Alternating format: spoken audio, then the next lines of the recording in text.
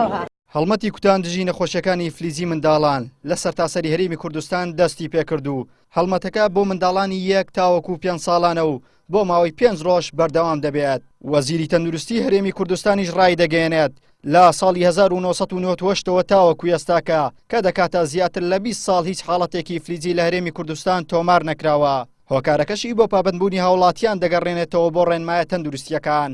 نەخۆشی ئیفلیجی منداڵان کە لە نەخۆشیە گوازراوەکان خۆشبەختانە لە هەرێمی کوردستان لە ساڵی 1998ەوە هیچ حالەتێکی نوێ تۆمار نەکراوە. ئەوە دەرەنجامی ئەو هەڵمەتانەی ساڵانی ڕابردوو بووە بۆی پارێزگاری لەم ئەنجامە بکەین هەر بە بنبڕکراوی بمێنێتەوە جارێشتر نەخۆشی ئیفلیجی منداڵان ئەم ڤایرۆسە لە دنیادا بە تەواوی بنبڕ بکرێ هەروەک کە دروشمی ڕێکخراوی تەندروستی جیهانی بوو بۆ ساڵی 2000 لە هەموو دنیادا بنبڕ بکرێ.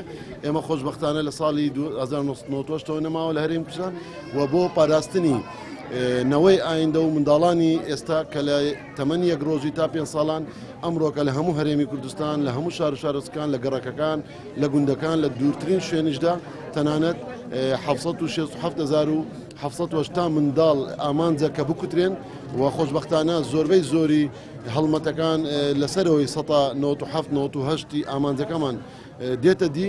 پارێزگاری هەولێریش داوا لە هاوڵاتیان دەکات بەدەم هەڵمەتەکەەوە بچن بۆ پاراستنی گیانی خۆیان و دوور بن لە نەخۆشیەکانی ئیفلیجی. هاوڵاتیانیش ڕێز لە تیمەکان بگرن و پابند بن بەو کات و شوێنەی بۆیان دیاری دەکرێت بۆ ئەوەی زۆرتی منداڵ لێی سوودمەند بێت. دەمانەوێت داوا لە دایکان لە هاوڵاتیانی پارێزگای هەولێر بکەین کە بە شڕی بەشداری ئەم هەڵمەتە بکەن بۆ سەلامەتی منداڵەکانیان بۆ ئەوەی دوور بن خوانە خواستە لە نەخۆشی ئیفلیجی.